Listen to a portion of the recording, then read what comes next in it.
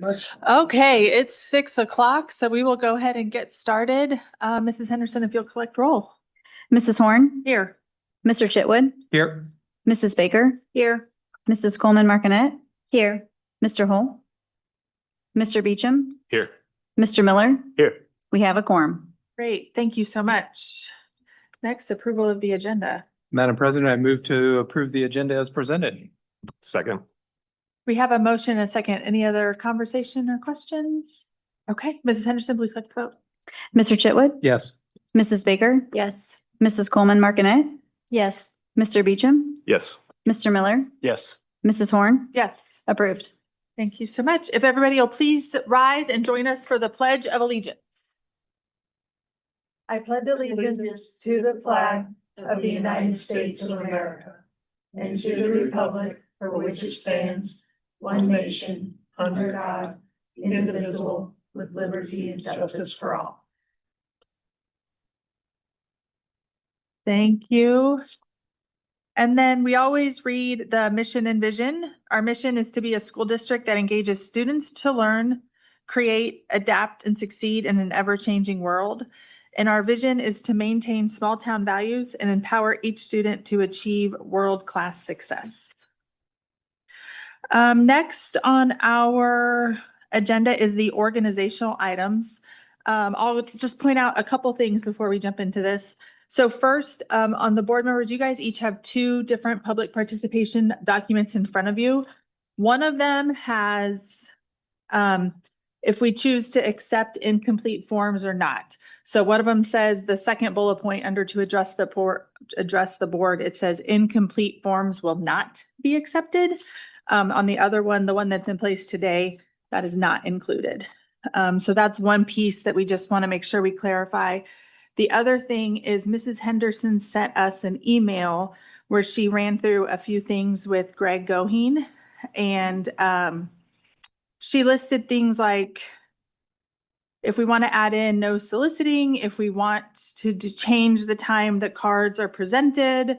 I didn't think I wasn't sure if we wanted to discuss that tonight, if we wanted to make any changes in that direction now that we have Greg's feedback, or if we wanted to kind of leave it as it is for another year and go ahead and just take the one where you have to state your name and address, but your email and phone would be optional.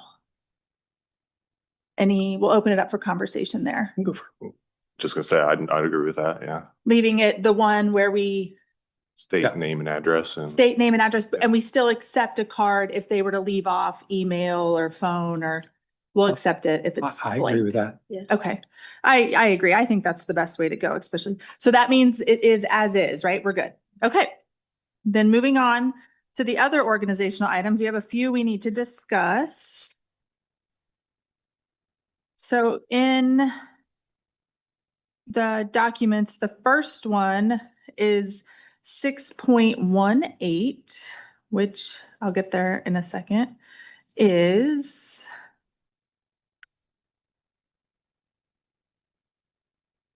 I'm at 6.11. 6.18 is appointment of the Kansas Association of School Boards Governmental Relations Network Representative. Today, currently, I am fulfilling that role. Are we good to leave it, or does somebody else want to take it? It has not been a huge time commitment, so I'll say that. So I'm good to keep it if we want to do that. We good? Okay. Up next is 6.24, which is the appointment of liaison to the Spring Hill Recreation Commission. I know Mr. Hull's not with us today, but he is good to continue in that role and would like to hold on to that one. Everybody good with that? Okay. 6.25 is the negotiation team. Currently, myself and Mr. Chitwood sit on that team. We good to leave that one the same for another year? I'm good. You're good to hold on to it? I'm good. Okay. And last but not least is 6.32, which is all of these site councils. Is everybody good to continue representing the site councils they have? Mr. Hull again has confirmed he's good with his two. Any switches there? Is everybody good for another year? Stay put? I love it. Okay. Those were the four we needed to hit, right? So now we can do the resolution. So, and you just want that resolution 27, got to scroll all the way back up to it. I don't have a mouse. You just want to move for approval of the resolution establishing the home rule by Board of Education Resolution 27-01. Yes. I so move. We have a motion. Second. You can say all of them. You're going to do one big motion for all of it. For all the sub numbers? For all the resolutions, so all 4 resolutions and then the organizational items. Do you want the numbers? Yeah. Yeah. 2701, 1, 2702, 2703, no 4, 2704. I just catching the rhythm pattern. that's it? That's it. We all good? Well, then, Madam President, I move that the board pass the resolution to establish home rule by the Board of Education 2701's 2701, 2702, 2703, and 2704 as presented. Yes, and include the organizational items too. And organizational items too. Yes, perfect. Do we need a second on that? Second. Okay, we Yep. have a motion and a second. Any other conversation or question? Okay, Mrs. Henderson, please collect the vote. Mrs. Baker? Yes. Mrs. Coleman Martinet? Yes. Mr. Beecham? Yes. Mr. Miller? Yes. Mrs. Horn? Yes, Mr. Chitwood? Yes. Approved. great. Okay. Business with individuals, any cards? No cards were presented. Okay. Moving on to consent agenda. So the consent agenda includes approval of the minutes, personnel, renewal contract with Maxim Healthcare Services, Greenbush Consortium Natural Gas Agreement. Did I get that? Renewal of instructional materials for grades K through 12. Approval of contracts with Quantum Education Professionals. Teacher requested supplemental materials, speech and debate for grades 9 through 12 and choir grades 6 through 12. And then the elementary addition and HVAC pay apps for June. Madam President, I'm going to move to approve the consent agenda as presented and read. I second. Great, we have a motion and a second. Any conversation or questions? Mrs. Henderson, please collect the vote. Mrs. Coleman Martinet? Yes. Mr. Beecham? Yes. Mr. Miller? Yes. Mrs. Horn? Yes, Mr. Chitwood? Yes. Mrs. Baker? Yes. Approved. wonderful. Good news, recognitions, and announcements. Mr. So we have Mr. Scott Peavy, our Director of Communications, will be coming at this time and making a couple of our recognitions, and we will do, as always, the photos at the end. Yes, good evening, everybody. We do have 2 different recognitions to do today, a student recognition and a group of staff members that have each been doing some very cool things throughout the year and this summer. So like Dr. Luttrell said, we'll do one at a time where we'll talk about you guys and we'll do pictures at the very end, so we don't have to keep going back and forth. But first up, Emerson, I'm going to have you come up and stand in the hot seat here. You came all the way here. I'll let you stand in front of the crowd. We are very proud to recognize Spring Hill student Emerson Fermonic for her exceptional accomplishments in both powerlifting and Olympic weightlifting. Emerson has quickly emerged as one of the nation's premier young weightlifters. As a freshman, she captured the Kansas Class 5A State Powerlifting Championship in the 114-pound weight class, showcasing her strength and determination at the state level. Her success has continued on the national stage as well through USA Weightlifting, where she is a 2-time national champion, most recently earning the title at the 2026 National Championships in Colorado Springs. That was just last month, wasn't it? Yeah, so very recent news there. She's also been a 2-time national runner-up and has accumulated an impressive 24 national medals in just 4 years of competition.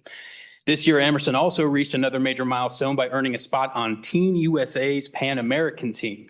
She is one of only 2 15-year-old athletes in the entire country to achieve the qualifying standard for the USA weightlifting national team, which is an extraordinary accomplishment that reflects your talent, dedication, and work ethic.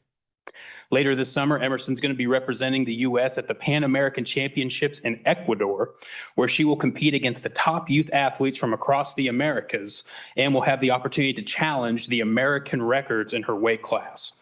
So through her commitment to excellence, perseverance, and outstanding athletic achievements, Emerson is an excellent representative of Spring Hill High School and Spring Hill schools as a whole.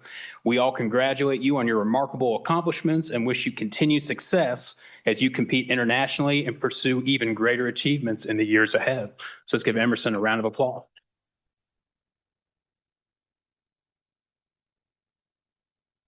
They might have some questions for you here, so if you want to step up and speak into the microphone as well. Okay. Hey, Emerson, how are you? I'm good. How are you? Oh, easy. All softball questions. I'm trying to think of the questions I asked the last time so I could be consistent, which is, have you gotten to see the new weight equipment at the high school yet? No, I don't think I've seen that yet. Okay, well, give it a review and let them know what you think about it, since we, get a real professional in there to look at it.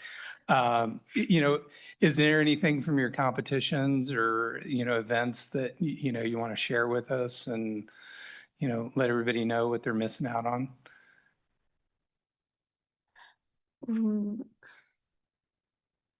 Wait, could you repeat that? Sorry. Did I get the definition? No, just, what you're doing, what's a great thing about it? What would other students find cool, and want to come in and do in your sport? I really like the traveling part of it. We have meets every other month or so, and we get to go all around the US. I've been to Colorado Springs, Florida, Pennsylvania. I might go to California, but then of course I'll get to travel out of country for international meets, which is always fun. It's fun to meet new people too, who also do the same thing, and just make new friends while Awesome. you're lifting. So Super cool. Thank you. How did you get into this? Did you start when you were younger or? I started when I was about 11. I was going into 6th grade, and initially I didn't really want to do the whole lifting part. I just wanted to get stronger for basketball, which I played from kindergarten all the way up till 8th grade, which I don't do that anymore because I'm all weightlifting now. But I just wanted to get stronger, and I really loved it. So I joined the team, and here I am. Cool. It's awesome. Good for you. How many days a week do you practice or do you lift? I lift or I train at my gym 5 days a week, and sometimes I'll do a little bit extra at home. Yeah, that's awesome. I was listening through Mr. Peavy's list, thinking of all of the hours of training and work you've put in to make that kind of accomplishment. And so that's really outstanding. That's a lot. Yeah, I actually just came from training right before this. Yeah. Well, you look incredible for somebody who was just training. You don't look like it. Thank you. Okay. Well, thank you so much. You want to do a picture? Sorry, Ted, go ahead. Gotta ask the same questions I did too. The powerlifting or Olympic lifting, what do you like more? Olympic lifting. And what's your favorite lift? Well, there's really only 2 lifts.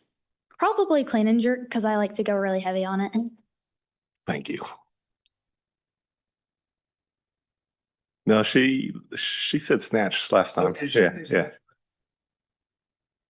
Let's give Emerson another round of applause. Thank you.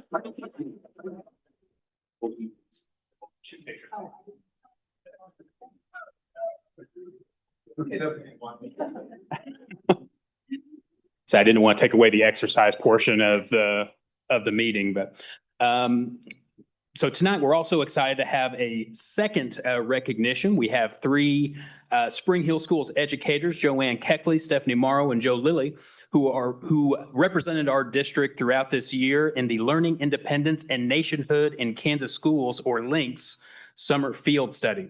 They were selected from educators across Kansas, as they participate in a year-long professional learning experience focusing on the founding of our nation, and was capped with a very cool learning experience in Boston this summer.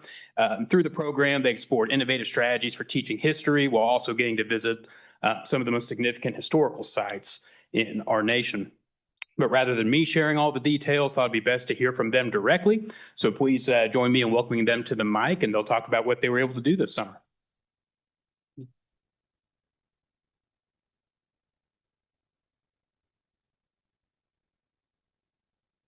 Evening. Thank you, Scott. So I'm going to talk a little bit about before the summer.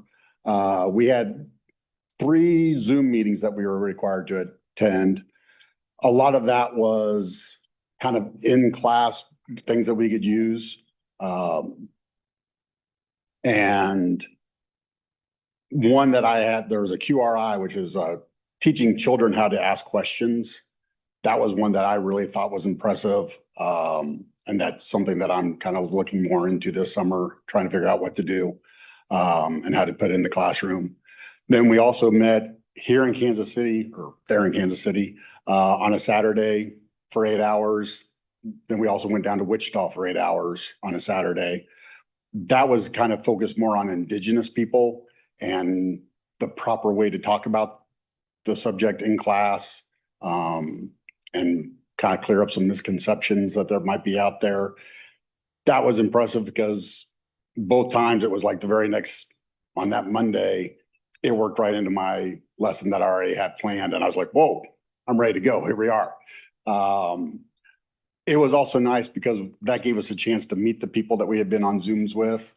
And we now have 47 other teachers in the state of Kansas that we can use as resources.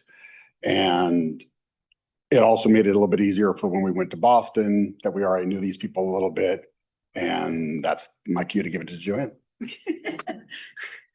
I typed up my notes. So the 3 of us, we were participating in 2, I'll put on my glasses, it'll make it a lot easier to read this. 2 summer residences with links. Boston, we were there for 5 days. And then in Lawrence, we're there next Monday through Wednesday at the Dole Center, and then also Haskell University. And so we're going to learn information there too. I'm not sure, we don't even think we have the agenda yet for that one, but we're going to spend 3 days there. And do that. But for Boston, we spent the week of June 1st through the 5th in Boston, studying and learning together again with those 50 professionals and teachers across the state that we've been working with. And we really have created quite some bonds with them and getting information for them. And I have to stop touching that microphone. But living and experiencing everything together really deepened our understanding and application of what we were learning. The Boston content was pretty much focused on the American Revolution, but the lessons that we developed were really able to be used for any social studies curriculum. It wasn't tied just to that content. But what we did in Boston was amazing. I think we did a good 50 miles of walking on cobblestones as well. But we were able to experience the America 250 concert at the Boston Symphony, which was high school students from around the country performing songs for us. Then we walked the Freedom Trail with a costumed guide, and he showed us the entire trail with graves of Sam Adams and John Hancock, John Winthrop, all the names that we continually talk about in our classrooms. We walked from the trail to City Hall, the site of the Boston Massacre, through the museums to Ben Franklin's birthplace, the Old South Meeting Hall, which was where the revolution started. That's where the founding fathers met and decided, what are we going to do as a colonies? And we were sitting in the same room in pews that they had those discussions. And it was really quite informative from all of our guides who taught us that. We walked down to North Boston to the Old North Church, and then up to Bunker Hill. You know the story of the lantern in the Old North Church. When we were out in Concord, we actually saw that lantern as a primary source. I got a selfie with it so we can show our kids, you know, that we were in these places and they can see that these are real places and not just something that we continually just talk about as history all the time.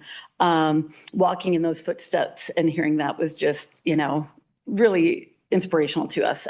We had instructional sessions on how we can teach history, how we can use this information in our classrooms with ancestry groups. And then we went to the Boston Athenaeum, which is a huge 10-story resource library in Boston that is available to us online and free resources that we can use. We saw so many different items that we got to touch and handle. The original Paul Revere painting of the Boston Massacre was right there, and we're looking at it. We were able to touch and turn the pages in the first book ever printed in the United States with the printing press, which is one of my content. We talk about the whole printing press in 5th grade. And it was printed, it was a Bible in the Massasoit language. Was the first book ever published, and it was just really interesting to be able to see that hands-on and touch and feel that. So lots of resources and primary sources that we now have access to that we can share with our students. As a group, we went up to Concord and saw the Old North Bridge. The North Bridge, where the shot heard around the world was. The guide is like, the Minutemen were over here, the Redcoats were here, they went across the bridge, and reenacted the whole story. We've got it on video that we can play this for our kids. With that, we also saw the literary connections up there. So not just the historical with Louisa May Alcott and Henry David Thoreau and Nathaniel Hawthorne and all of those authors. So visited the U.S. Constitution in the museum. We had opportunities to visit Salem and learn about the witch trials, the Holocaust Memorial, JFK's library, all sorts of things that were there. But the program is for 3rd through 8th grade teachers across Kansas. And we were able to cover, as Joe said, the Indigenous people in American Revolution was kind of our content, but they can be applied to any social studies classroom. And my content in 5th grade is very much based on those. But my instructional strategies were also with this. So what do we do with all of this information? Stephanie's up. Mine's not as long as Joanne's, but we learned the different strategies that we can use in the classroom to teach this content because it does get really heavy and hard for them to understand. So they gave us access to primary sources that we can use so they can tangibly see and touch some things that were historical and so they can relate to it. We learned strategies where you start out with something that they can relate to, like ancestral stuff, and then you get into the people that we study. And one of the people that we study in our 4th grade CKLA curriculum is Phyllis Wheatley. And we got to actually touch her first poem that she had published. And so it was kind of cool to see that, and we can bring that in there. One of the things that we get to do at the end of our grant program is build sources for our classrooms. And then we get to bring those in and we can share those. In Wichita, we learned that all Native tribes have websites that I had no idea about. And there's a lot of content that we learn about that. And so now they can get on and actually see real information and not just things that they've heard or what have you. The background knowledge that we gained to help build for the kids will definitely get them more involved in the social studies aspect as well as our reading curriculum, which is really big since they don't know a lot of things because they are 8 through 11. And so that's kind of in a nutshell what we've been doing. And like they said, we don't know yet what next week is going to bring, but I know that it's going to be full of similar things, different classroom strategies that we get to use to help our kids learn. So that's it. Awesome. Awesome. All great stuff. Have they given you the agenda for Haskell yet? Just out of curiosity. One of the, I guess Yale's a professor there, I think. I don't know. Yeah. One of the people who's been on all of our trips and everything with us, Yale, I don't know his last name, is leading that part over there. And he's associated with Haskell University. So doing that. And then we have Travis from Dole Center who's going to do the other part of that stuff. So we haven't gotten the agenda yet, but it's 8 to 5 Monday through Wednesday next week. And we stay over there and we do evening things. And that's just where a lot of that collaboration and community gets built. And we're like, oh, we can do this with this and work on all of that. So Awesome. excited to see it. I don't know much about Haskell. Hopefully they have Professor Wildcat come and talk to you. He excellent man. But also the interim university president right now is a gentleman by the name of Alex Redcorn. Okay. And he was leading the Kansas Association for Native American Education out of K-State, but he's, again, the interim president. So you might ask to talk to him because every session we've been to has been very informational and very well done. So I'm looking forward to that, but we'll listen for those names. Yeah, you get those really interesting facts, like Native Americans were actually the last people to get the right to vote in the United States of America. So awesome. I'm excited for you guys to do that and bring that education back to us. Thank you. I can see you guys all, as you started talking, were nodding and smiling. And so I look forward to those reactions in front of the students. It's just going to help them connect to it so much better when you guys can actually say you were there. So that's really neat. So thank you guys for dedicating the time to that. It sounds like a great trip, but that's a lot. It's a lot of walking. We were tired. I bet. I bet your feet are still recovering. Yeah, I think we've spent 11 full days together over the course of the year on our own time doing Wow. doing all of this. Yeah. Wow. That's It's not awesome. a commitment, but it's been very beneficial. Good thing And- we like each other. Yeah. They have been approved for next year as well. Yeah. Which we can reapply We can and apply. other teachers can apply. It's a 3-year grant that they have. So this was year 1. We Okay. don't know where the summer program is next year. No. Right. Well, Boston's a good one. That's a Yeah. great. They'll change it up for next Yeah. year. Yeah. That's awesome. Thank you guys so much. Thank you. Okay. Now we're doing pictures. Okay. Came all this I know way. Joe wants to. We could probably do it.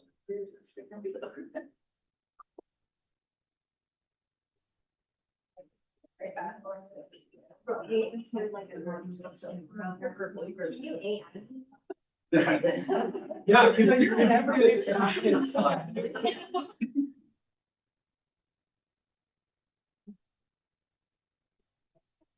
I'll get behind you. I'm gonna take a bunch right now. We do this one. We do a pyramid. And then this little chair. I'll get a flyer. Okay. We're not. I'm okay. I know that. I see how you jump from the chair. You're not done. Just We're not nice to do in the background. Yeah. That was very cool. It was really cool.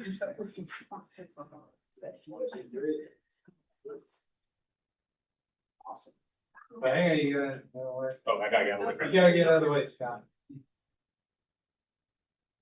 Okay. You, well, I was gonna say, so what American? No. That's it. Oh, you want-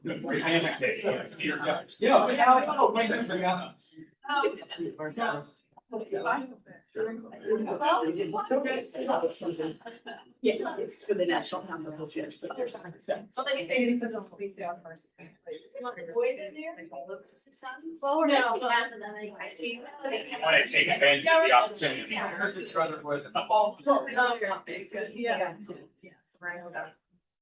Let's go. I know, right? Yeah, thanks. Thank you for sharing. Yeah, right. I like these powerlifting ones. Yeah.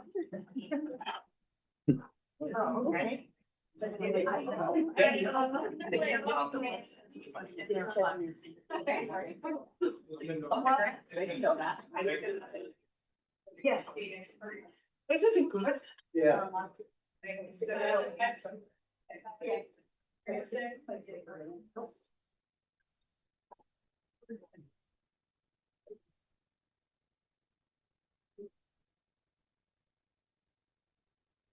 Okay, up next, crisis management plan. And I got to just stay at the microphone too. It saved me some steps as well. I There guess you we're not getting the workout in. So today I get to talk about our crisis management and safety plan as a review that we do annually each July.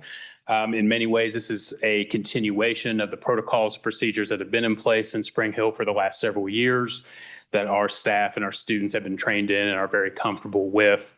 But I still want to go through the basics and the overview of that plan, uploaded into, I almost said board docs, but it's Assembly now. It's going to be a little bit to remember that. There is a redacted template of what that plan looks like. Each building has their own individual version where there's a variety of things in it. The crisis response team is, there you go. I'm probably going to forget to page down throughout this, I'm sure. The crisis response team, where there is the list of various roles: incident commander, public information officer, operations officer, like health services, things like that, where there's a column for who the district contact is. if the situation gets to a point where district leadership gets directly involved. But then there's also the right column, which is the building contact, which is empty on the redacted version. But when you guys see the actual building specific ones, all of that information will be listed for each individual building. Within that plan as well, there are also the roles for the Project Adam team in each building, because we are still a Project Adam school, which if you're not familiar with is the program that we're a part of where all of our staff are CPR trained. And then there's a specialized group of staff members that have a much more extensive CPR training to make sure that we are prepared in the event of a cardio episode, whether that be by a staff, patron, community member, student, where everyone knows where the AEDs are located within the building, how to use them, and that group gets mobilized and knows exactly where to go. There's always one Project Adam crisis drill each year, which is kind of unique within the Project Adam schools based on other districts I've been in, where that team, usually it's the school nurse, will radio in saying there's a cardiac emergency in room whatever, and then they automatically go into action and practice going through the CPR rotations.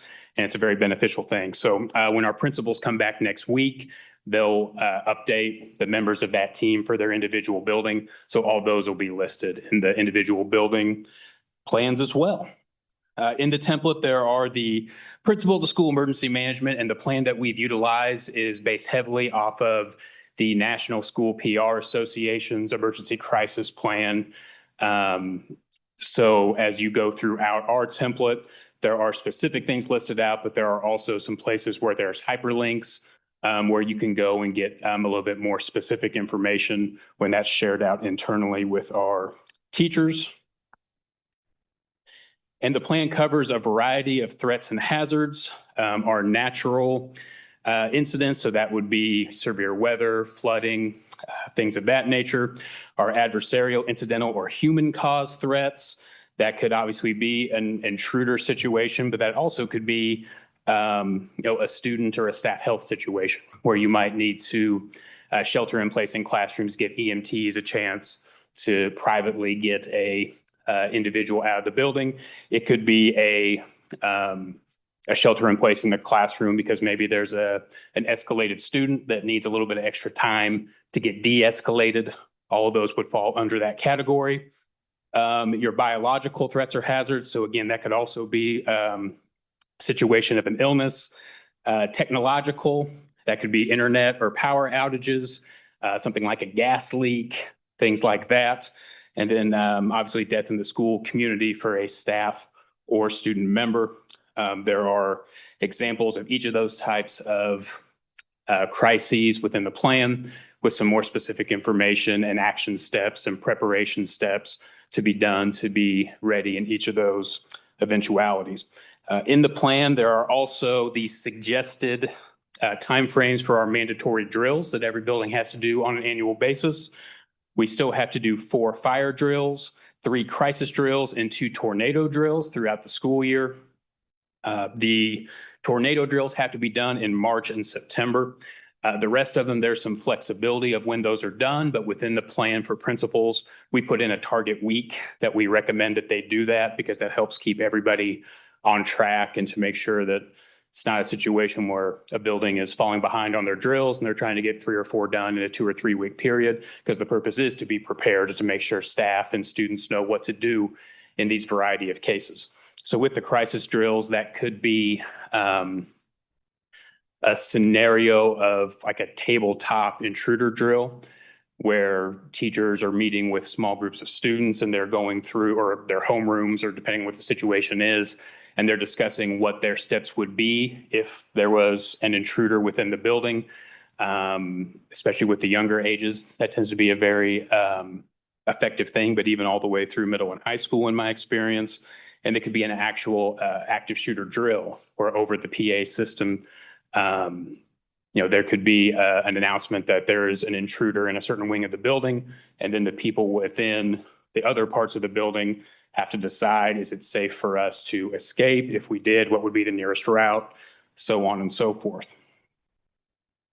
So those dates are listed, and then at the end of the building plans, there are also our maps for our tornado fire and evacuation maps, our utilities maps, where all the first aid, fire extinguishers, AEDs, all those are listed in the building ones, not only that our staff has access to them, but we also have them readily available for law enforcement or EMTs or others that would come into the building and might need some of that information. So that's an overview of the actual kind of physical packet itself. But the district adopted protocols that are still in place. The first one I'll mention is our protocol for visitors to our building, where the most important aspect of that is making sure that everyone coming into our building are doing so through the main office and going through the doors. So there is that verification process that we know who is getting into the building, and they're only getting in the building with permission of our front office staff. Our visitors and our volunteers continue to have the unique stickers that they have to put on when they enter the building. Our volunteer program, you can only be cleared as a registered volunteer for the district after passing a background check. And then that background check lasts for 3 years before you then have to do it again. And I get an email notification every single time someone fills out that volunteer verification form, and it's enrollment season. So the good news is we have a lot of new volunteers that are signing up, because there's about 25 to 30 times a day I'm getting that ding, and that's fantastic. Our district employees and our special services employees are also expected to go through those front doors, having their badge clearly visible, just making sure that nothing slips through the cracks as people are getting in. Sorry, I thought I threw you off a little bit. Yeah. We also have our Centegix crisis alert system again this year for the, I think, 4th consecutive year. So I think that came my first year at Spring Hill, where all of our staff members are carrying a Centegix badge that looks just like this. That one badge has 2 different types of alerts that all staff are trained on at the beginning of the year, where a certain amount of pushes activates one of 2 different alarms. And there is a very clear reaction that the card gives after you do it. So you're not just pressing it and wondering if the alarm actually registered. It'll vibrate, so you'll know for sure that it did. So there is the staff alert, where if there's help needed, if there's a medical issue, maybe a student has eloped from the building, maybe there's a fight going on in a classroom and a staff member needs help, they can press that type of alarm that they're trained how to do on their badge. And what we used to tell those teachers is use that for those situations where you need support and know that I'm going to be running to get to wherever you're at. Because when the staff member presses that alert, everybody on the response team for that building or with the district gets the notification directly on their phone. Doesn't matter where you're at or what you're doing, it will interrupt it to make sure you see that notification came through. And it says the building that it's in and even the specific location within the building that the alarm was triggered. So we do have sensors throughout our campus on the interior and the exterior. If it's a situation where it's a campus-wide alert and our Alice protocol is being implemented, so if there is an intruder, it will also automatically press the button myself that time, I remembered. It will also automatically trigger the Alice alarm system, because as part of this plan, there are also alarm signal lights all throughout all of our campuses that can go with multiple different colors. Red is the intruder light when we're into our Alice protocol, and you can see the other different colors that are there. Those colors can also be activated remotely from a staff or one of the administrators on that crisis response team, either on their desktop or mobile on the app. So I mentioned Alice, and that's the last thing that I will review, because we do still have the Alice shooter response in an event of an active shooter situation. And Alice, if you're unfamiliar, is an acronym. The A stands for alert, the L is lockdown, the I inform, C is counter, and E is evacuate. And ultimately, this empowers staff members to make a professional decision and the best decision they can make in the situation they might find themselves in, because every one of these situations is dynamic, and it can be dynamic within the individual building. Where if it is at all possible to evacuate, to get your kids out safely, out of the building into a safe location, that is the ideal. But if that's not possible, then you can go to the L, to the lockdown, the hide, the barricade, the door that a lot of our kids have been trained on really since elementary school at this point in the year 2026.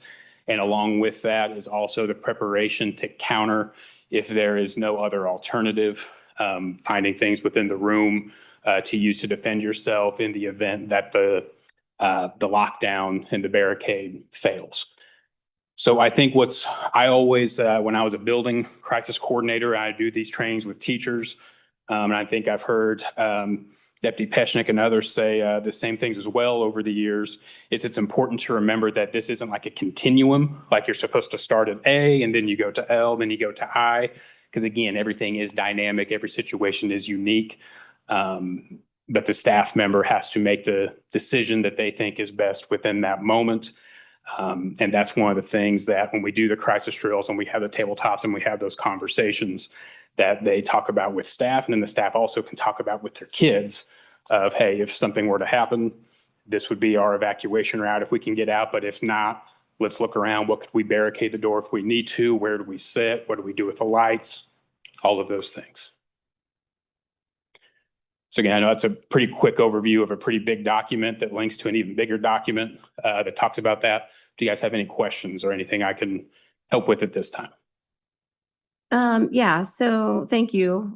You know, I kind of took some notes because I kind of have a lot I want to say about this. So this is good. It's a good document. It's very organized, and I feel like it's better than things we've seen in the past.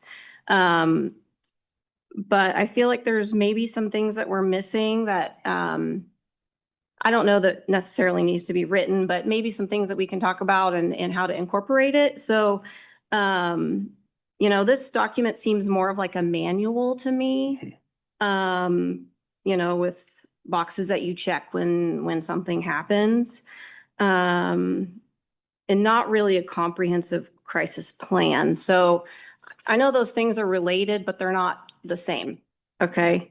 So it does a good job of outlining like what we're going to do in the moment, like how to respond in the moment. But what I think we need to think about probably is what's going to happen after that initial response and how we're going to communicate that, how we're going to involve the families, how we're going to deal with rumor management, how we're going to, you know, reunify family members, you know, like if something tragic were to happen, like what's the plan for that? And that's what I think this is missing. You know, recovery, rebuilding trust with the community, that kind of thing. So there's lots of checklists and protocols in there, which I think is great. Those are definitely important, but it doesn't always answer the questions that evolve in the actual crisis. So, absolutely. And I agree wholeheartedly. And that you reminded me of something I meant to mention, and that I've been working on this summer and collaborating with Dr. Weber, Dr. Smith, Dr. Robinson, others on including some addendums to this, even if it's just from an internal. I'll be happy to share that.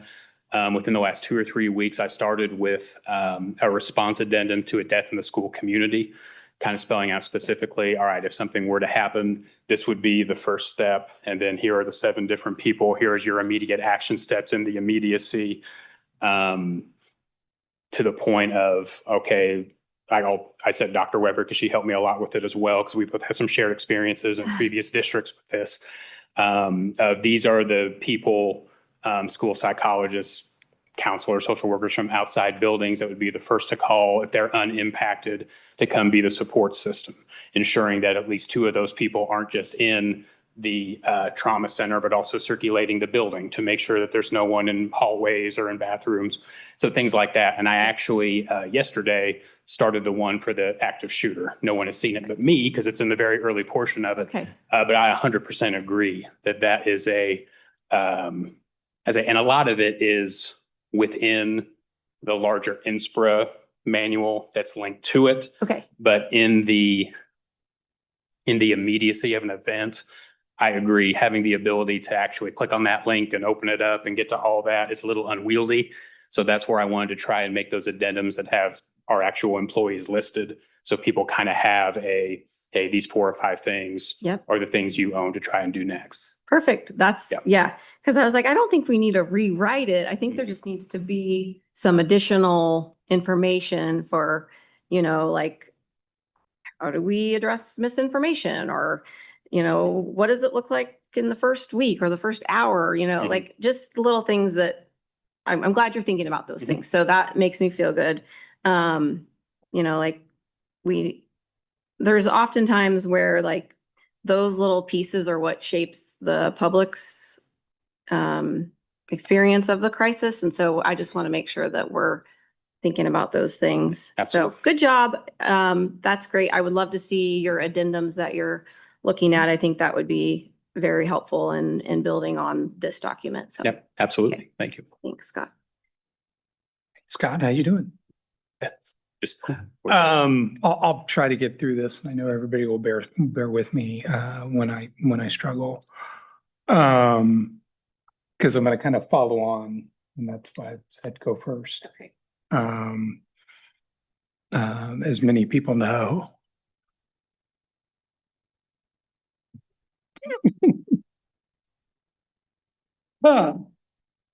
doesn't get any easier saying it the first time. Um,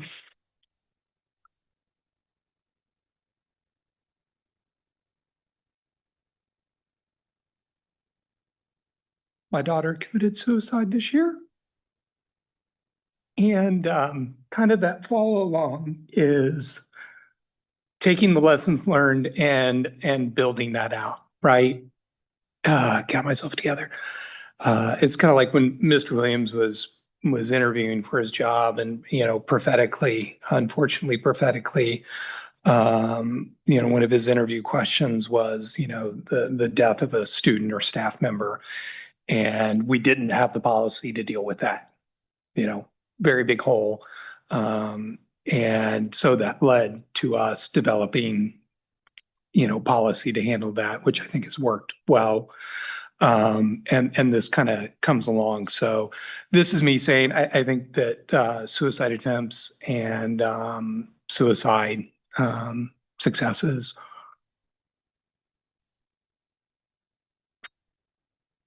need to be added in that document as well. God, I'm sorry, buddy. Because, my daughter was at university, for everybody. And anybody who knows me can imagine the conversations that I've been having with that university and the positive way I approach it. But there's certainly a number of lessons learned, especially in what Mrs. Baker is saying is providing that tracking and accountability for events. And in no way this is a criticism, but I know where we're at is not where we want to be at. And I know everybody here wants us to get there. And, let's work on getting those in there. My second one is actually, I think we do it about every other year. We actually do review the building level one specifically. We do it in an executive session so we can talk about it and review it. And I'm just kind of tossing that out there. We're adding on to new buildings, new people. Maybe we should come back and take a look at those. And I think we generally review the strategics data as well in that because it does fall under the safety and security exception under COMA, so we can talk about it. So Mrs. Baker's comments and then my own. Thank you. Anybody else? Anything else? Okay, thank you so much.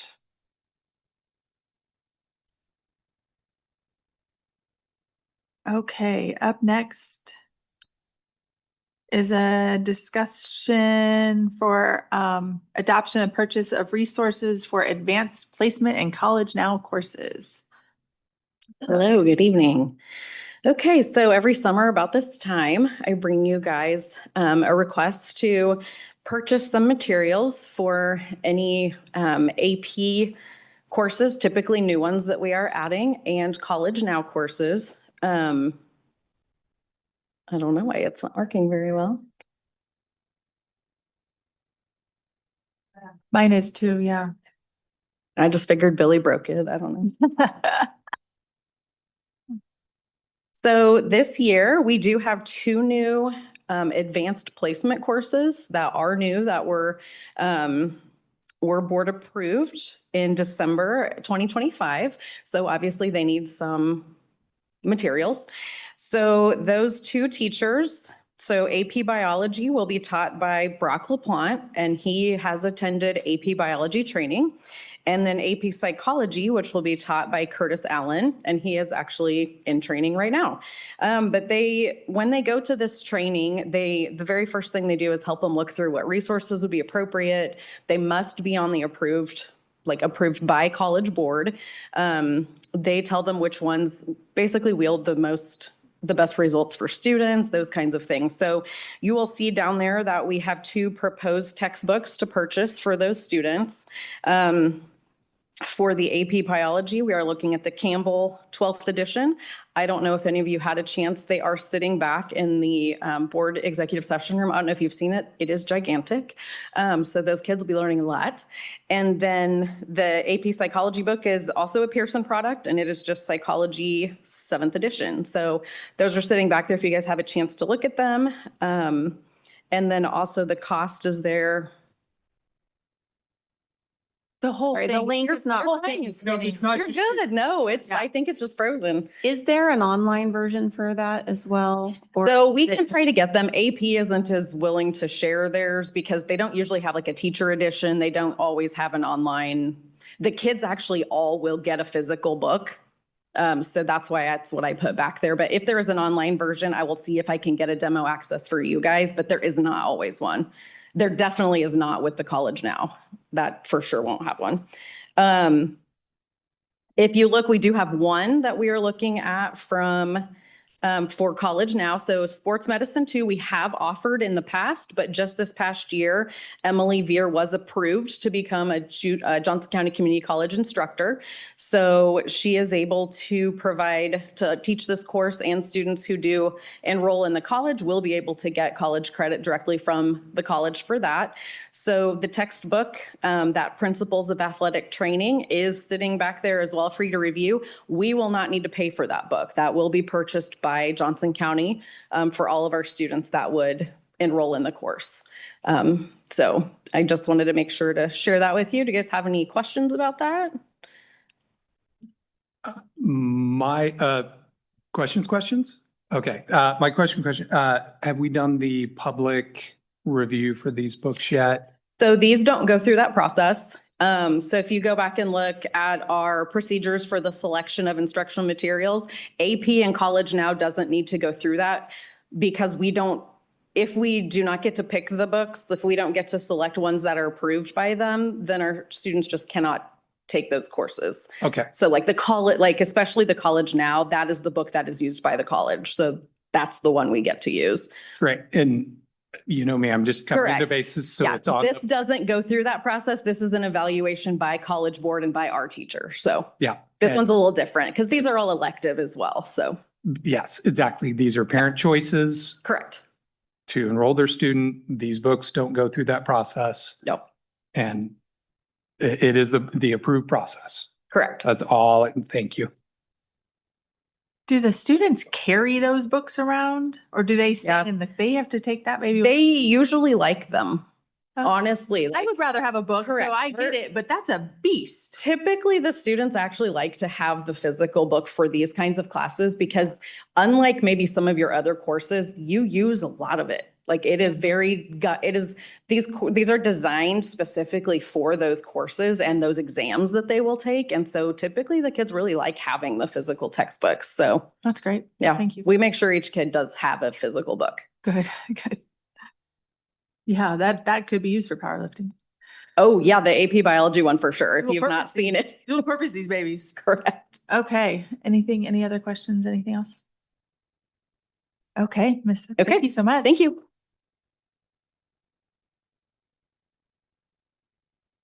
Okay, next, policy recommendations. Dr. Robinson. So for those of you that's your first time going through KSB recommendations in the spring, typically what we're bringing to you are policies that are impacted either by state or federal legislation. There are a couple in here that are impacted by federal audits to other school districts. And so KSB is recommending that we consider them because they may cause us an issue as we go through our federal review in a year or two. So I'm going to hit them very quick. There's a few that are more complicated than others, and some of those, if there's a lot of questions, I may pull it off the next agenda and be able to provide you more information before you're asked to take action. DFE, the investment funds, is Nathan and I were looking at it beforehand. It's basically putting some clarification to the board's role and changing a little bit of how the investment process works. All of it aligns with federal and state guidelines. And it is one that we would recommend moving forward. It basically what it's doing is changing the role where the board is helping choose the investment entity. And our role becomes more letting them invest rather than it used to be you put a whole lot more in your superintendent and your finance director doing the actual investing. So that's one of the big shifts. It also clarifies which entities can bid for that, what the process looks like, how they're selected. Some of that we had in our policy already. EBBE, emergency drills, you just heard Mr. Peavy talk at length about the crisis drills that are there. Really, the change in Kansas legislation is around active shooter drills. The biggest thing for the board to know here is they put some limitations around simulations. Really, we haven't done that level of simulation with students in the building anyway, but it eliminates that as an option for K-8 facilities. It does still allow you to do simulations if you so chose at the high school level. Occasionally, our middle schools will be used by law enforcement for practice. That's still allowed as long as the board's aware of it. There's not students in the building, those kind of things. It also changes the parent notification piece. Principals will be required now for any of the crisis drills that they're doing to notify parents at least 24 hours in advance. And it does give parents an opt-out option for their child if they so choose.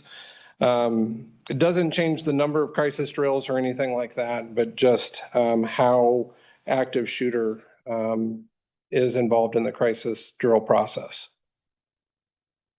Policy, go ahead. Can we ask questions along the way if we? Yep. Okay, did you have one of them? Can you just clarify the difference between an active shooter drill and a simulation? So really the big difference is you have some districts and some other organizations that will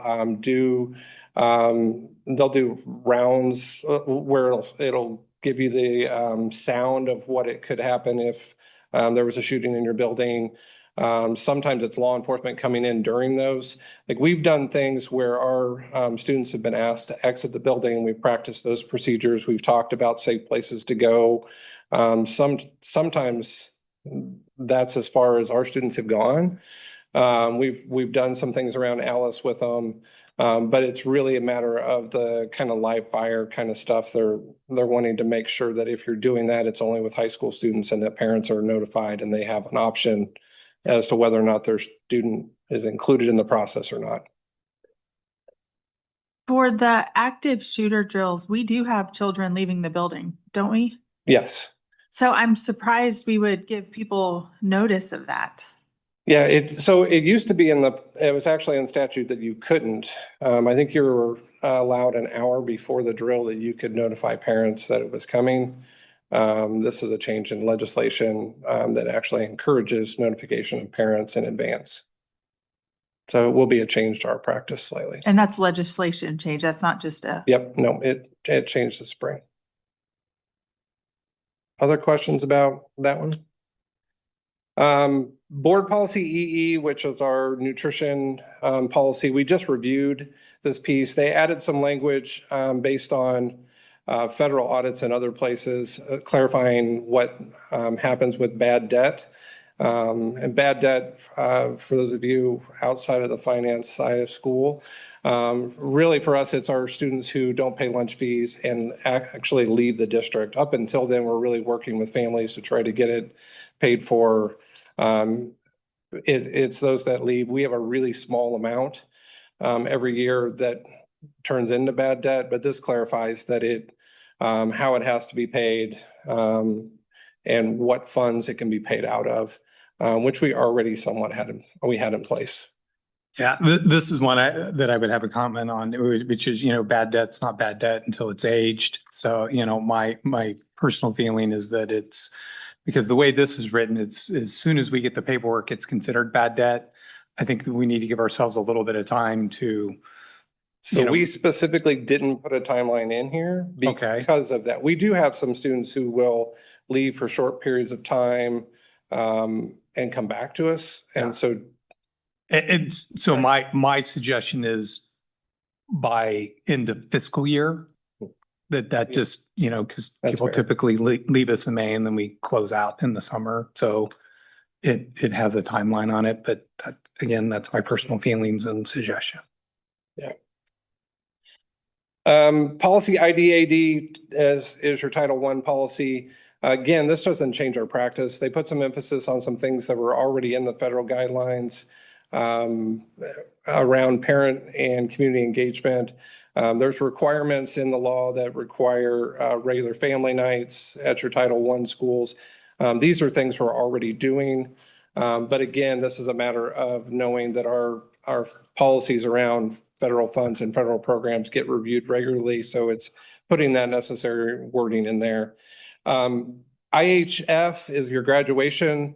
Essentially what they're doing is addressing your post-secondary assets. Class of 2028 will be the first group that will be required to have multiple post-secondary assets to graduate, and moving that into policy with the other graduation requirements. Policy JB and JBD, we've talked about this previously. This is your attendance policies. If you remember with the walkout legislation back in the spring, really what this policy is now clarifying was already our practice, and that is that attendance issues could be addressed through disciplinary actions or through the truancy process. Both of those policies, it's the same language that's being changed. Those are already tools that are in our handbooks, already tools that our buildings use depending on the level of attendance issue or concern. I'm going to talk about 3 or 4 here as one big group: JBC, JBCB, JBCC, and JQKA. All address they're basically addressing 3 different groups of students. Part of this is a result of having open enrollment across the state for multiple years and how it impacts these specific subgroups of students. So your students that are homeless or experiencing homelessness, really what it's saying, and this has already been in our policy, so it's a minor change to ours, is they can enroll either in the district that they are currently residing in, or they can continue enrollment in the district that they were enrolled in previously. Part of that is your students experiencing homelessness run a risk of disruptions to their school experience multiple times, and it's trying to reduce that by allowing them to continue where they were as an option. I think there was some confusion in some districts as to whether or not, if I'm homeless and in Spring Hill, can I enroll in that district if I don't have a residence? Yes, federal and state guidelines have said that for years, but adding it to policy makes sense. And that's been our practice as well. Absolutely. Okay. Yep. I just the other 2 groups for the. Yeah, no, and these other 2 are the same way. change. Foster care is addressed in those policies. Same thing. They can either enroll in the district that they're placed in or in the previous district. And typically the one difference there is that's usually your foster agency typically helps in making that decision. And then foreign exchange students, if they meet our other criteria and are with a home in the Spring Hill School District, they can enroll in Spring Hill. Part of this, again, is a result of putting real stringent non-resident guidelines in place statewide, and whether or not these groups fall under that confidential lottery piece, or they can just enroll. So it's not really a change to our practice, but should be in our policy. Policy JRB, I think, is at the bottom, Nicole. And I only mention it here because it applies to these groups as well. Really what they're putting into, and it went into state statute, that we actually have 2 business days after we receive a records request for students in foster care, students in the juvenile justice system, or students in special education to respond to the records request and start providing records to their school. Basically, this is ending that practice that we're going to hold your records because for those students, that has a big impact on them being able to enroll in the right spot in those schools, get the right services started. So that probably possibly more than any of the other things in this recommendation will probably have the biggest impact on us because special ed specifically, you could be pulling records from multiple places and getting those together in 2 business days could be a pretty daunting task if it's a student who's been here for a little while. But it is in statute. Do we have a portal for those requests? Or are we still taking those manually? Can you repeat that? Do we have a portal for those requests on the new site? Or it's still, okay. Yeah. Okay. Okay. If you want to recommend that at the state level, that would be great, but it's not there yet. Well, hopefully I can change that for you one day. I'll work on that. Policy JG, and I'm getting to the Dr. end. Robinson, I'm sorry. Oh, go ahead. Sorry. I had a question on that as well. Whose responsibility would the records management fall to? Within special ed? Yes. It goes to our special ed department, and then I would assume it goes to go to. Sorry to put you on the spot. No, you're good. But we'll need to communicate it to our buildings too, because part of what Nicole's going to run into is getting the records. I mean, there's going to be a lot stored at the district level, but also getting the latest paperwork from the building, any new information, all of that gathered into one place. Okay, thanks. Last 2 sets of policies just to recommend. JGFGA, if you remember, I think 2 years ago, we added a policy that allowed us to administer Narcan. They've made some clarifications to who can administer it. This policy appears to have a contradictory statement to it. So the state of Kansas passed and basically it's there to protect your first responders, and it's being recommended to put in our policy as well to protect staff if they respond. But there's been new testing done on drugs like Narcan to show that they still have a positive impact well past their expiration date. So the state of Kansas now allows you to give Narcan up to 10 years after its expiration date. Basically what they're saying and what we're recommending in our policy is even giving an expired medication in this case is better than doing nothing.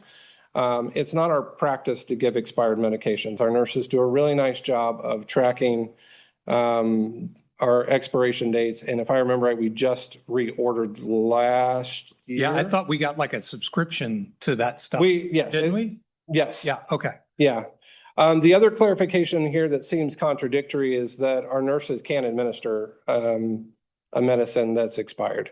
So that statement there is not something we're trying to put in practice, but it is there to protect our staff should they administer a medication in this situation. Yeah, and state law would supersede our policies no matter what. Correct. Yeah, okay. So it seems weird. It is correct. It is being recommended that way. And then the last 2 policies are the same thing, JGFGAA and JGFGBA. Now that we're storing epinephrine, I expect we'll see some additional changes to this policy over the next couple of years. This is a really minor wording change. Really, it's changing auto injector to delivery systems. So again, doesn't change our practice, but just updating medical jargon. So that is what we're bringing forward at this point. Any questions about any of those? On the graduation requirements, is there any guidance on what those artifacts? Yes, and this would probably be a really good thing for teaching and learning to give more information on at some point. They've given some guidance on what counts as a post-secondary asset. Some of it are real easy. I mean, if you're talking internships and those kind of things, they meet that requirement. Some of your college courses, and I'll look to Kristen in case I'm speaking out of turn. But there's a whole lot of other things that can meet that requirement as well. I'll see if they can put a more comprehensive list in the Friday update. Awesome, thanks. If there's no objection to these, I'll have them on the agenda for the July 27th meeting. I would just say consent agenda personally, but Will do. that's just me. Yeah. Thank you. Thank you so much. Okay. Moving on to R&R intent, Mr. Holder.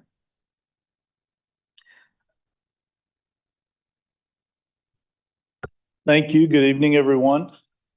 Tonight is really just kind of a culmination of what we started last meeting when during the finance report, we went over the R&R report that was provided by Johnson County that included the assessed valuations of both Johnson County and Miami County and the impact on the district. Just as a reminder, every year the school district has to declare their intent whether or not to exceed revenue neutral. So what revenue neutral is looking at revenue neutral is if you take in $10 million the year previous from your local tax collection, that the following year revenue neutral would be that you take in $10 million in that year. So the practical impact of that then is if assessed valuations rise, which there have been instances over the last 20, 30 years where occasionally that does not happen, but it's very rare. Usually AV goes up, and especially in our district, assessed valuation goes up because we have so much new construction happening throughout our district. So revenue neutral for us is a very difficult proposition, really for two main reasons. One, we're a growing district in that we are educating more students next year than we were the year previous. Secondly, we have a fairly significant bond and interest debt obligation that we must meet each year. And so, of course, the payments on that can vary, but you need to be in a position to make sure that you can meet those obligations. So what you have on the board agenda is 4 documents. And the reason there are 4, it used to be that the county would just want you to put your total mill levy together in one area. Now it's broken up into 4 different areas. So I wanted to take just a moment and explain those. You've got, so on the screen, the unified levy. Let's actually do that one last. We can do bond fund. So bond fund is a singular fund. It's our bond and interest fund that we pay debt. Last year, the levy ended up being 20.497 was where we ended up. And so this year, proposing that mill levy rate at 20.3. All right, if we want to go to the next one, we can go to general fund. There you go. That's 20 mills. We don't have a choice on that one. That is the fund that the state levies.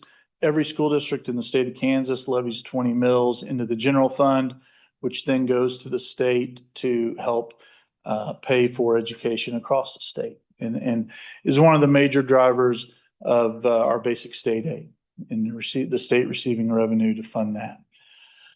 Capital outlay, that is 8 mills. We have authorization to go up to 8 mills. Historically, we have done that. That is a fund that you can choose. So any of the funds besides general fund, you can choose to lower that according to what the revenue neutral rate. And if you remember last month or last meeting, we looked at what the county said that revenue neutral rate would be.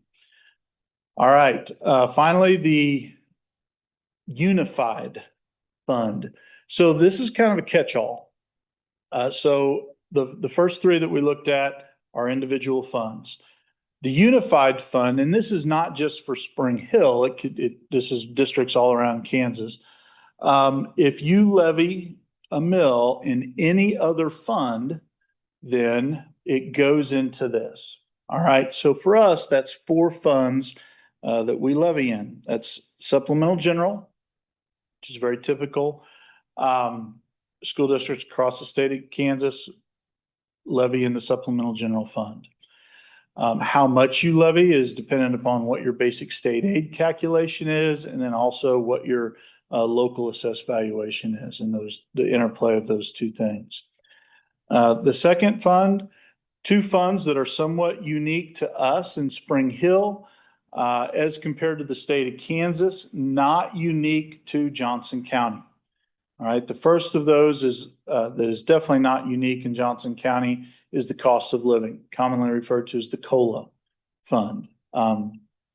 Again, it is a levy that is available up to 33% of the assessed valuation, and you can levy that fund based on, again, a calculation of what your assessed valuation is coming in at the next year, and that can lower or raise the amount that you can levy in the COLA fund.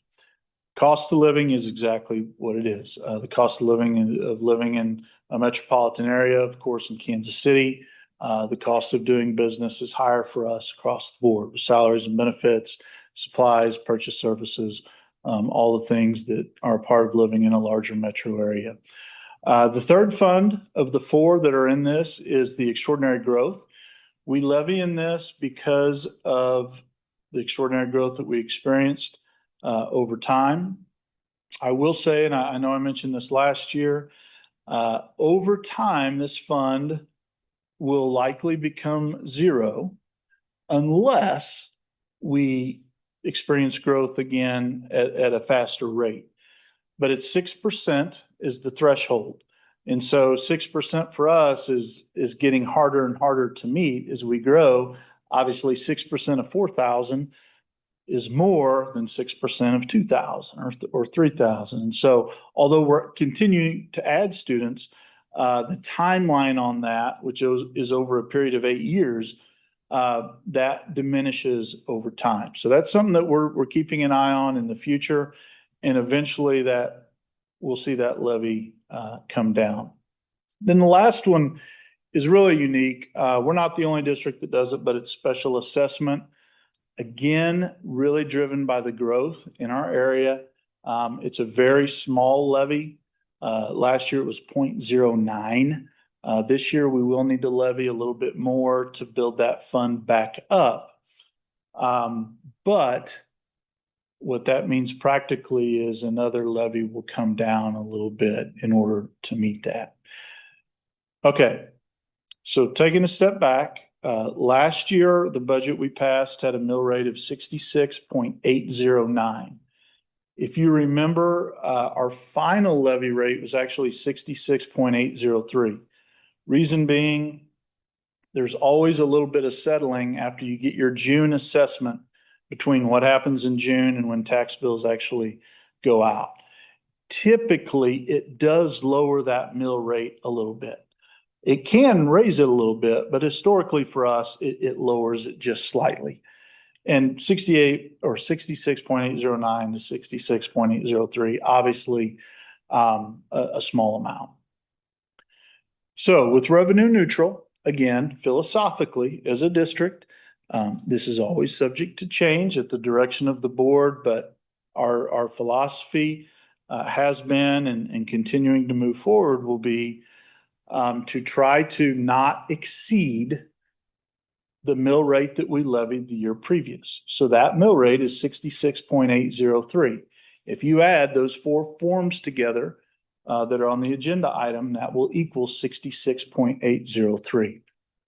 Now, when we come in September for the budget approval, We'll have a revenue neutral rate hearing, followed by the budget hearing.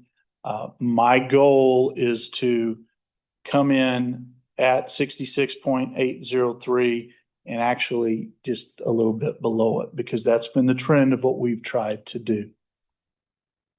The last thing I want to mention is, if you remember at the last meeting, that difference between revenue neutral for us, if you take out general fund, because remember, we don't have control over general fund, even though it's part of the revenue neutral information that gets sent out, we have to levy 20 mils in there regardless.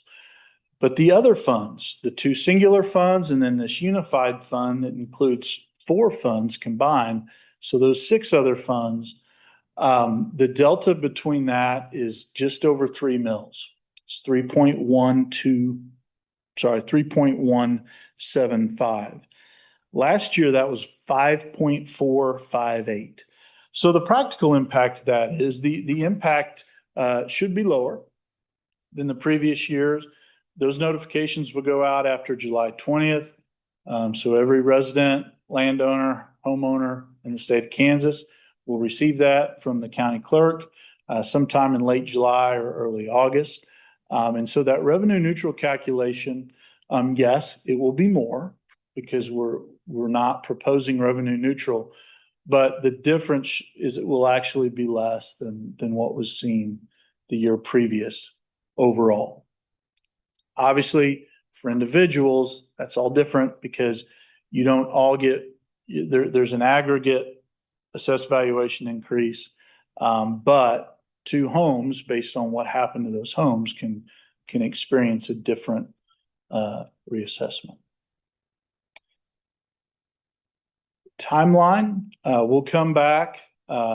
Official approval is actually given by the board for revenue neutral after the revenue neutral rate hearing for us is listed as September 14th.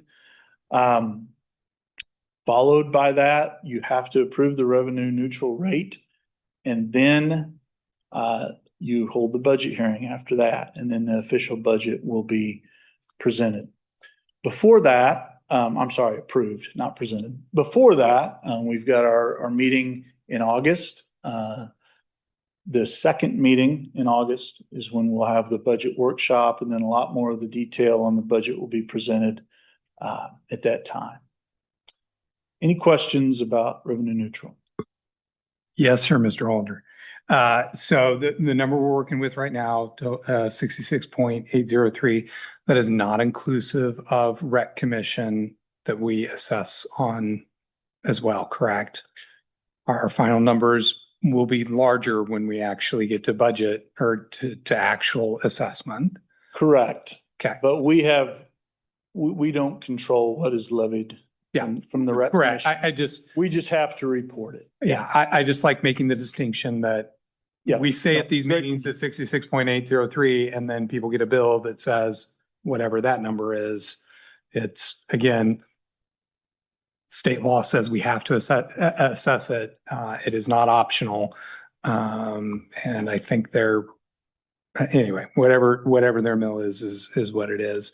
If my rough math works out, and don't let me put you on the spot, absolutely say no, but I mean, that roughly works out to about 1.6 million a mill, somewhere around there in revenues. I'm trying to take our budget number or it's 1 point something. A mill would be about 650,000 in rough terms. 650. Yeah. So 3 mills would be close to 3.175 would be almost right at $2 million. Yeah. Oh, well, hang on. Sorry. Mathing real quick. So I think we're about 3 million short on sped money. So if we had gotten our state sped money, this would be about, roughly speaking, about 4.5 mils lower. Does that math about? Yeah. Any money that you receive from the state, I mean, really there's only 3 buckets. Yeah. Local, state, and federal. Yeah. Our federal portion is very small. Yeah, it's less than 1%, right? Or right at, Yeah, when you take out food service, yes. So then you've got state and local. And so the interplay between those, and in Kansas, there is a very strong relationship between fund balance, mill rate, assessed valuation. And so, yes, the more revenue you receive, the less mills that you would. yeah, that we have to assess, and, Yep. you know, the less bond money that we have to ask for, and, you know, repairing roofs and all of that and downhill. Yep. And again, those are my words. So, okay. Thank you, Mr. Holder. Those are the questions I had. I had one question. I guess I don't understand why the gen. I was prepared to talk intelligently about this and I just lost it. The general fund, right? Mhm. Why does that one say, yes, we're gonna exceed it if it is always at 20? The net dollars. Is it because the a net dollar dollars go up? is less than a dollar next Yeah, year? it has no relation to the mills. It has relations to the dollars that Okay. it creates. Yeah. And And if if So you, they put us in a place we always have to exceed. Exactly. well, exactly. And If your assessed values are increasing. Yeah. well, quite frankly, if you don't have that every year as a school district, that's bad. Gotcha. Okay. That's can't- bad. If you'll notice and these aren't the final forms because when I submitted for the board, to have it on the board agenda deadline, the county actually approved it July 6th. But if you'll notice, the school general is the only one that says yes. And you cannot submit it unless you check. Oh, Yeah. got it. Okay. There you go. Thank you. Okay. Anything, any other questions? Anything else for Mr. Holder? Okay, thank you so much. That's a lot. Moving to action items. The novel, got it this time, novel adoption procedures, grades 6 through 12. I see Miss Zook coming up. Do we have any other questions or conversation, or are we? I literally just have a question, and it's actually around the alternative. And I'm just trying to, and I just can't remember at the moment. The alternative doesn't have to go through the approval process because it is an individual student to an individual parent, right? Mike. Sorry. Yeah, those conversations would be with the family that's uncomfortable with one selection. The teacher would work directly with the family. So it'd be approved by the parent. And they would come to a mutual agreement. So we always have an alternative. So everybody gets an education. Yep. I like that. That sounds awesome. I'll move to approve the novel adoption procedures. Great. We have a motion Second. and we have a second. Any other questions or conversations? Okay, Mrs. Henderson, please select the vote. Mr. Beecham, Yes. Mr. Miller, Yes. Mrs. Horn, Yes. Mr. Chitwood, Yes. Mrs. Baker, Yes. Mrs. Coleman Martinet. Yes. Approved. Great. Thank you so much. Okay, next is the Follett Resource Manager. There were a few outstanding questions from this one last time, like the asset manager that we're using for facilities. So can you? Yes, I can. Okay.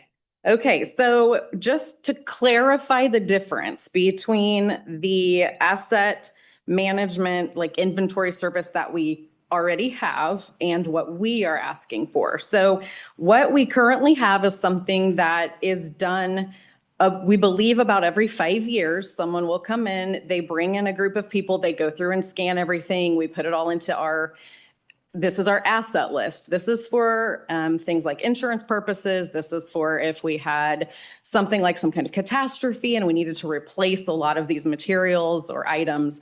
That's more what that is for. The things that would not be included in that would be things that we need, which are things that are like one-to-one issued to students. So when we are issuing textbooks to a student, when we are issuing kits to a teacher, things that are in boxes.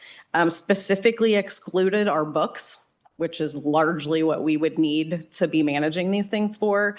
And again, I don't know if Courtney, you want to talk a little bit about what you would use it for, but these are things that we would yearly at the minimum be going through and checking things out to students or to teachers, but even maybe more frequently as needed. So we need the flexibility to know where these items are at all times, to be able to check them in and out to students.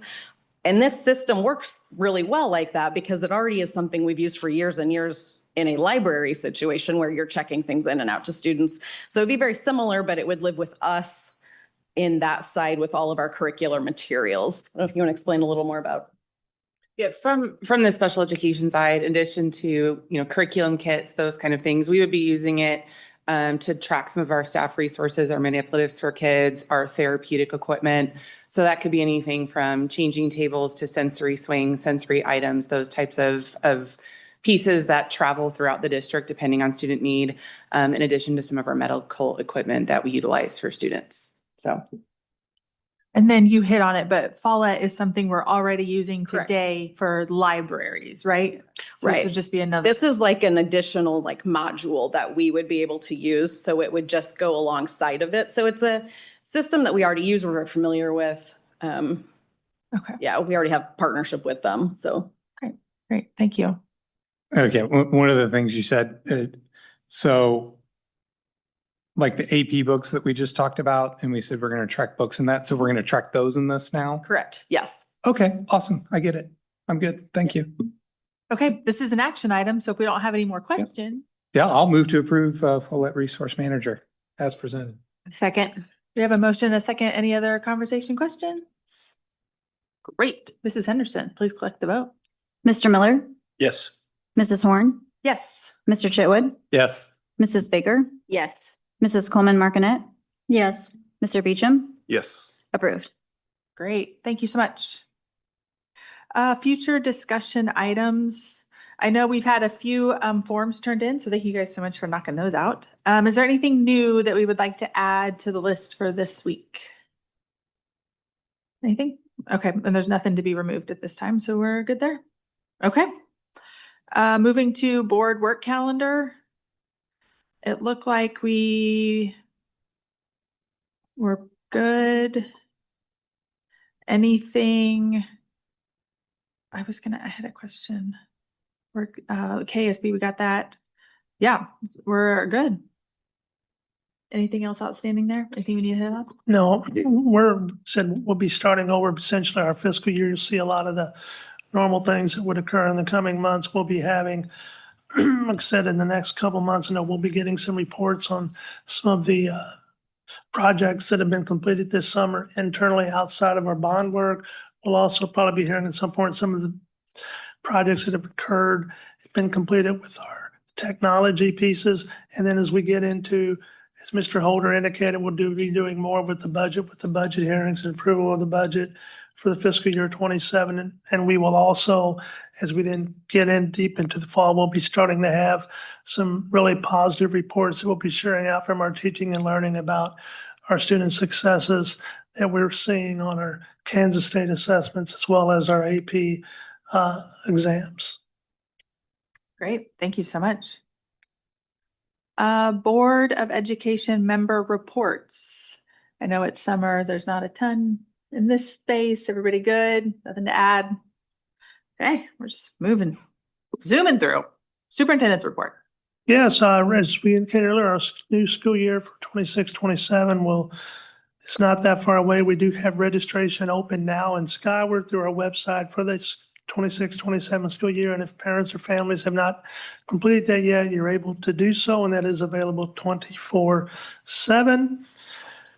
Also gearing up for our new school year, we have our new certificated staff onboarding this Wednesday. And we will be sharing with them a lot of information about our benefits and different things, getting them oriented and giving them some of their resources. And then they will return in late July, first week of August for new teacher orientation, where they get much more into our teaching and learning resources. Our school principals in that will return next week. We'll be having our administrative retreat on Monday and Tuesday, so things will definitely be picking up there. And then the first day of our 26-27 school year is slated for Monday, August the 17th, 2026. So again, enjoy the remaining days of our summer. It's going by very fast. That's my superintendent's report. Great. Thank you so much. Quickly, Mr. Chitwood, I really appreciate you sharing something so personal with all of us. And I know you're going to change people's lives. You're going to make some improvements with your story. So I appreciate you being willing to do that. And Nicole and Rachel, great job on your first meeting in a new system. So I know it froze, but that was not your fault. It froze for all of us. So you guys did awesome. I appreciate everything that went into that because I know that was scary. With that, we're adjourned.